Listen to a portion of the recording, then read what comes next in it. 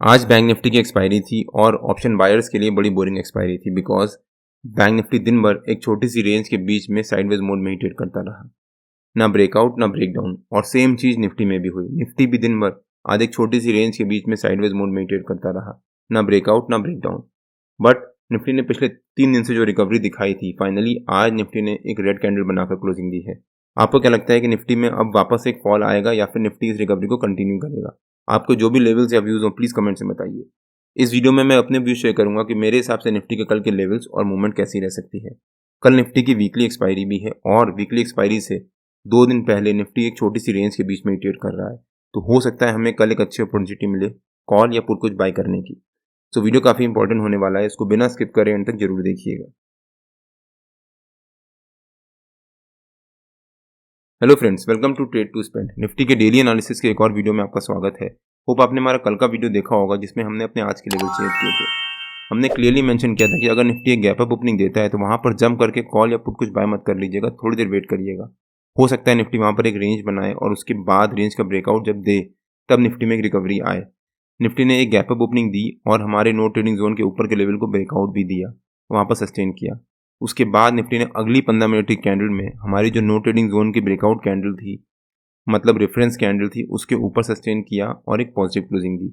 हमने यहाँ पर कंफर्मेशन का वेट किया, निफ्टी ने कंफर्मेशन भी दिया, बट अगली ही कैंडल में निफ्टी वहाँ पर सस्टेन नहीं कर पाया और एक शार्प फॉल दिखाया और फाइनली सीधे हमारे नो ट्रेडिंग जोन के नीचे के लेवल के पास, या फिर जो निफ्टी का 50 EMA का लेवल है 15 मिनट के चार्ट पे, निफ्टी ने वहाँ पर जाकर एक सपोर्ट लिया और दिन भर 50 EMA के लेवल के अराउंड और 200 EMA के लेवल के बीच में एक रेंज बनाता रहा और उसी रेंज के बीच में क्लोजिंग दी।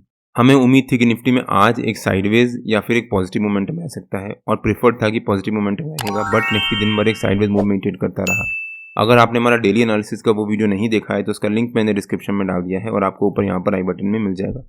एक बार आप वो वीडियो जाकर जरूर देखिएगा। आज निफ्टी ने हमारे नो ट्रेडिंग जोन के ऊपर के लेवल को ब्रेकआउट दिया बट वापस सस्टेन नहीं कर पाया, फिर एक शार्प फॉल दिखाया और हमारे नो ट्रेडिंग जोन के नीचे के लेवल के पास जाकर एक सपोर्ट लेना शुरू किया और ऑलमोस्ट सेम चीज बैंक निफ्टी में भी हुई। अगर हम बैंक निफ्टी का चार्ट देखें एक बार, बैंक निफ्टी ने भी आज एक गैप अप ओपनिंग दी और हमारा बैंक निफ्टी का जो 200 EMA का लेवल था 15 मिनट के चार्ट पे, वहां से रेजिस्टेंस लिया, एक शार्प फॉल दिखाया और हमारा नो ट्रेडिंग जोन का जो नीचे का लेवल है उसके पास जाकर बैंक निफ्टी ने फिर से एक रेंज बनाना शुरू कर दिया।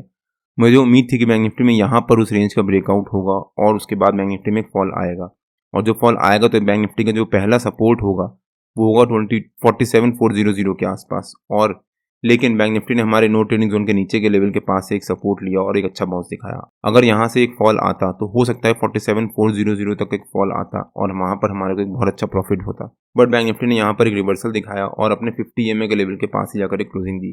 निफ्टी और बैंक निफ्टी दोनों ही हमारे नो ट्रेडिंग जोन के बीच में ट्रेड करते रहे। निफ्टी और बैंक निफ्टी के नो ट्रेडिंग जोन्स मैं डेली बेसिस पे अपने यूट्यूब चैनल में शेयर करता हूँ। अगर आपने मेरा यूट्यूब चैनल सब्सक्राइब नहीं किया है तो प्लीज़ सब्सक्राइब कर लीजिएगा और बेल आइकन जरूर हिट कर लीजिएगा सो दैट जब भी मैं अपना अगला वीडियो पोस्ट करूँ आपको नोटिफिकेशन आ जाए। कल निफ्टी की वीकली एक्सपायरी है तो निफ्टी के चार्ट पे आ जाते हैं और देखते हैं कि निफ्टी के कल के लेवल्स और मूवमेंट क्या रह सकती है।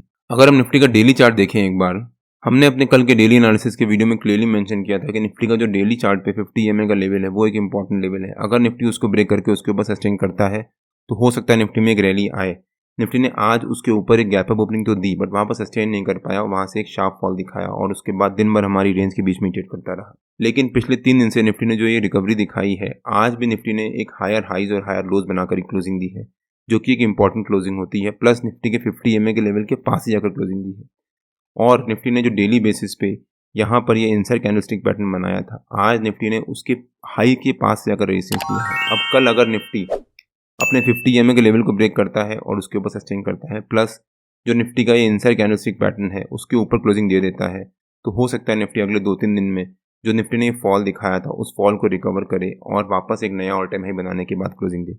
लेकिन मैं ये नहीं कह रहा कि निफ्टी में हो सकता है इसी हफ्ते वो रिकवरी आए, बिकॉज अब सिर्फ 2 दिन बाकी हैं। 2 दिन में हो सकता है निफ्टी 600 पॉइंट की जंप दिखाए, बट थोड़ा सा प्रैक्टिकली नॉट पॉसिबल है। कल निफ्टी की वीकली एक्सपायरी है तो अगर हम निफ्टी के 15 मिनट के चार्ट पे आ जाते हैं और देखते हैं कि निफ्टी के कल के लेवल्स और मूवमेंट कैसी रह सकती है।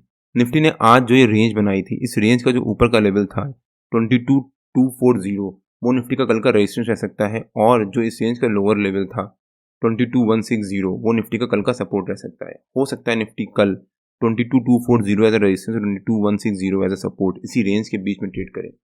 22,160 निफ्टी का आज भी एक इम्पॉर्टेंट लेवल था और हमारा नो ट्रेडिंग जोन का नीचे का लेवल भी था।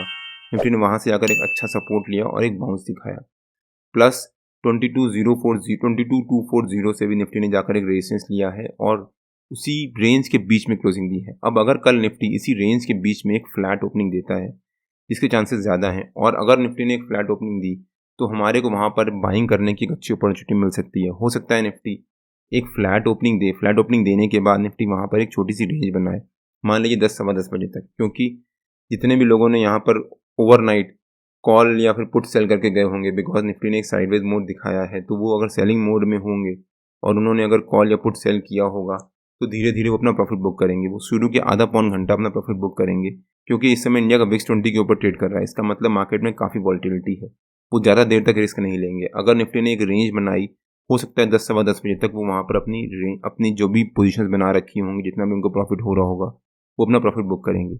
10 सवा 10 बजे तक हो सकता है निफ्टी में एक ऊपर नीचे वॉल्टिलिटी रहे, और उसके बाद सवा 10 साढ़े 10 बजे के बाद अगर निफ्टी उस रेंज का ब्रेकआउट देता है और हमारा जो रेजिस्टेंस है 22,240 उसको भी ब्रेक करके उसके ऊपर सस्टेन करता है, तो निफ्टी के हमारे ऊपर के लेवल्स ओपन हो जाएंगे। निफ्टी के हमारे ऊपर का पहला टारगेट रह सकता है 22,272 के आसपास, सेकंड टारगेट रह सकता है 22,300 के आसपास, और थर्ड टारगेट रह सकता है 22,333 के आसपास। अगर निफ्टी ने एक फ्लैट ओपनिंग दी, एक रेंज बनाई और उस रेंज का ब्रेकआउट दिया और उसके ऊपर सस्टेन कर गया, तो हो सकता है निफ्टी हमारे ऊपर के सारे टारगेट बड़ी तेजी से अचीव करे। लेकिन अगर निफ्टी ने एक रेंज बनाई, रेंज के बनाने के बाद उसका ब्रेकडाउन दिया, तो हो सकता है निफ्टी हमारे सपोर्ट के पास आए 22,160 के पास, फिर से एक 15-20 मिनट आधा घंटा एक रेंज बनाए। अगर निफ्टी उस रेंज को ब्रेकआउट देगा वापस ऊपर की तरफ, तो हो सकता है निफ्टी में एक रैली आएगी। लेकिन अगर निफ्टी ने उसको ब्रेकडाउन दे दिया और उसके नीचे सस्टेन कर गया, जो निफ्टी ने ये रेंज बनाई थी इसके नीचे, तो हो सकता है निफ्टी में एक नेगेटिव मूवमेंट भी आए और निफ्टी के नीचे के लेवल्स ओपन हो जाए। निफ्टी का नीचे का हमारा पहला टारगेट रह सकता है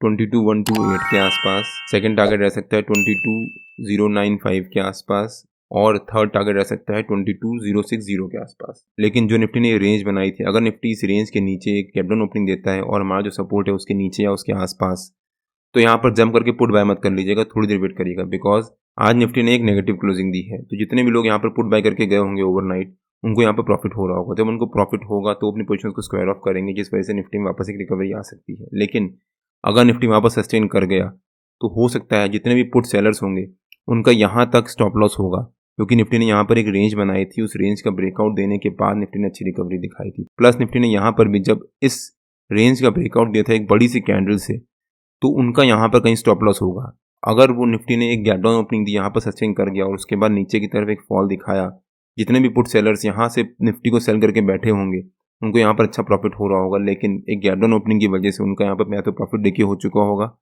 या फिर उनको लॉस होना शुरू होगा। जब उनको लॉस होगा तब वो अपनी पोजीशन को स्क्वायर ऑफ करेंगे, जिस वजह से निफ्टी में एक प्रेशर आ सकता है और हो सकता है उसके बाद निफ्टी में एक शार्प फॉल आए। लेकिन अगर निफ्टी ने मान लीजिए गैप अप ओपनिंग ही दे दी हमारे रेजिस्टेंस के पास या उसके ऊपर, तो यहाँ पर थोड़ी देर वेट करिएगा। 22,040 निफ्टी का 50 EMA का लेवल भी है डेली चार्ट पे, हमने अभी थोड़ी देर पहले कवर किया। अगर निफ्टी उसके ऊपर सस्टेन कर गया, तो हो सकता है निफ्टी में ऊपर की तरफ एक अच्छी रैली आए, बिकॉज अगर निफ्टी 50 EMA के लेवल को सस्टेन कर रहा है तो हो सकता है निफ्टी में एक अच्छी रैली आए। अगर निफ्टी ने एक गैप अप ओपनिंग दी, उसके बाद निफ्टी की पहली 15 मिनट की कैंडल काफ़ी इंपॉर्टेंट हो जाएगी। अगर निफ्टी पहली 15 मिनट की कैंडल के अराउंड एक रेंज बनाता है और उसके बाद उस रेंज का ब्रेकआउट देता है या फिर ब्रेकडाउन देता है, तब उस डायरेक्शन में निफ्टी में एक रैली आएगी। निफ्टी या बैंक निफ्टी के जो भी लेवल्स होते हैं वो रेगुलर बेसिस पे मैं अपने फ्री टेलीग्राम चैनल में शेयर करता रहता हूँ। अगर आपने मेरा फ्री टेलीग्राम चैनल ज्वाइन नहीं किया है तो उसका लिंक मैंने डिस्क्रिप्शन में डाल दिया है, और आप मेरे को टेलीग्राम में ट्रेड टू स्पेंड नाम से मार्केट ज्वाइन कर सकते हैं। अगर आपको वीडियो अच्छा लगा हो तो please like share and subscribe, और अपने दोस्तों को भी जरूर शेयर करिएगा। कल मार्केट में मिलते हैं। टिल देन जय श्री राम एंड जय हिंद।